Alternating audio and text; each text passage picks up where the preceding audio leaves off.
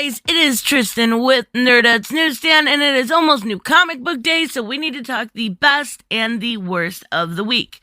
I feel like I say this every week, but this week was really hard to choose. There was not a lot that was overwhelmingly good.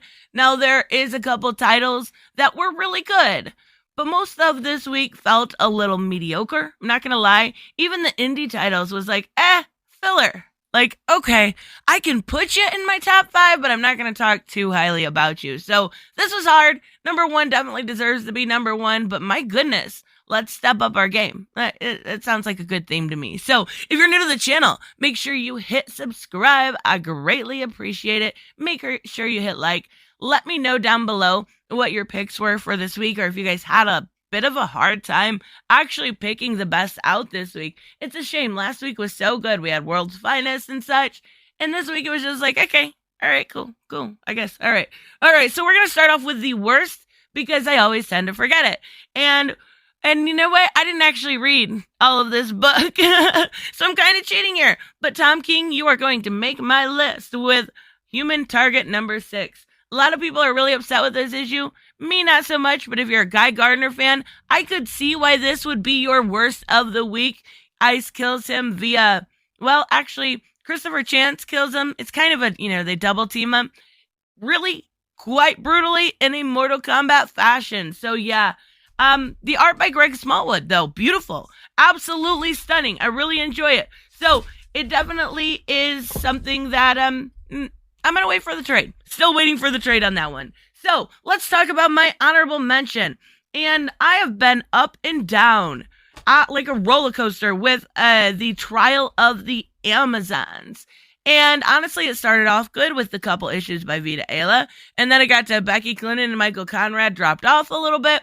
And now it is back up with Joelle Jones with Wonder Girl number 1 of 2. And this book is stunning. I really enjoyed this for what it was. It wasn't great. Again, honorable mention. It was mediocre. It was like a 6 or a 7. But I was impressed that it was actually able to bring it back around. And anything by Joelle Jones, is going to be absolutely beautiful. So the art really helped. The story is a little slow. It was a little filler. We got a little bit with Cassie kind of going around, maybe trying to find out who murdered Hippolyta. So we'll have to wait and see who it is. My money is on Faruka, but we will have to wait and see. But it's an honorable mention. It's that. So for number 5, I have Saga number 57 by Brian K. Vaughan and art by Fiona Staples. I love Saga. Every time it comes out, it's on my list.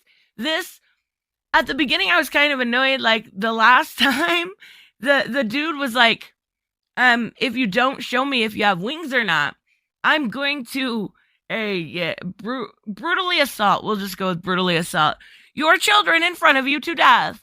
And I was like, okay, so wow, she's going to have to kill this dude. No, come to find out she had her wings removed. And apparently there is zero scarring. I guess that's a thing. And she actually ends up working with him. How? I don't know. She kind of is between a rock and a hard place. So yeah, we'll have to see where it goes. It wasn't bad though. For number 4, I have Department of Truth number 17 by James Tynion and art by Jorge Fornes, which was shocking to me when I wrote down who the artist was, because normally the art is phenomenal. His art, rather. And it was just like, okay, it's all right.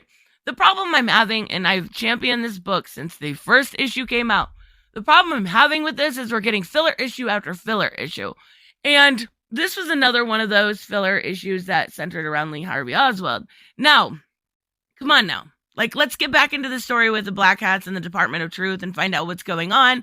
I love this book. I love every aspect of it. I love seeing Ronald Reagan. I love all of this. But come on now, enough with the filler.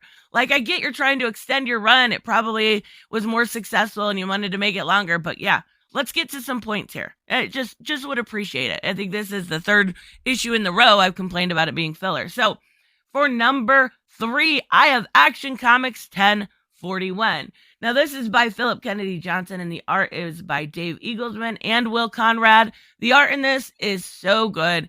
I absolutely love it. But what I love even more is this story is so aspirational.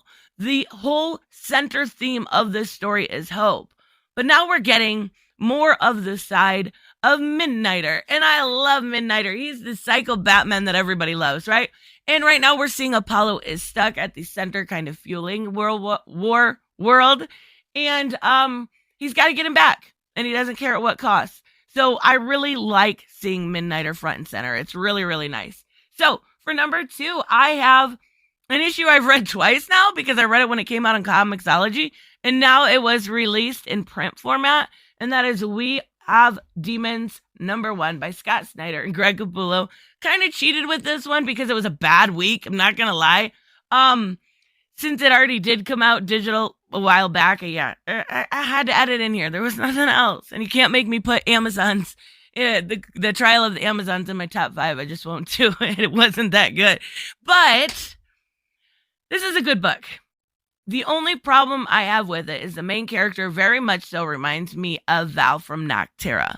Now, I know what happens with this angel and demon story that goes on further because it was digital first. So if you haven't checked it out on Comixology, it is absolutely one that is worth checking out. I would also say these digital only when they come to print. Another one is Clear, which is really good too. So yeah, definitely very good. Now, dun-da-da, the only book that was super good this week, oh, that's sad. Oh man, that is kind of sad, was Rogues #1. And this was by Joshua Williamson. The art was by Leo Max. I loved this book. It was the Rogues of Flash. You know, they're older. They're kind of all normalized, right? They've all been integrated into society after getting, caught over and over again. It's like, what would happen if they actually had to go back? You see, Captain Cold just humiliated over and over again. You see all of these rogues trying to eventually, though, kind of Ocean's 11 aspect of it is they're going to break into Gorilla Grodd. And I don't think that's going to be exactly very easy. It is something we've seen a little bit more often lately. We actually got Lonely City Catwoman, which is an older version, right?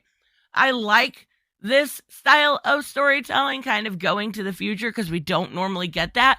And we've never gotten that with Flash Rogues.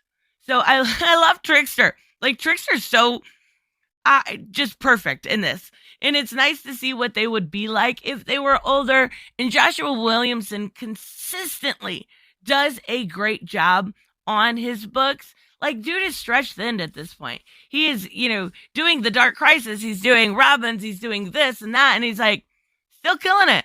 Like, good job. I absolutely loved Rogues. I want to get to review it. I'm hoping I have a chance this week sometime, but I also have Sean Gordon Murphy's Beyond the White Knight coming up. I'm definitely reviewing also. So hopefully I'll get to both of those this week. But yes, definitely check out Rogues. If there's only one book you can buy this week, it is that one. It is absolutely that one. It's fun. You will love it, especially if you are a big Flash fan. Seeing all the older generational, oh my goodness, Rogues, it's great. You're going to love it. So let me know, of course, what your guys' top books are of the week, and I will see you in the next one. Bye-bye.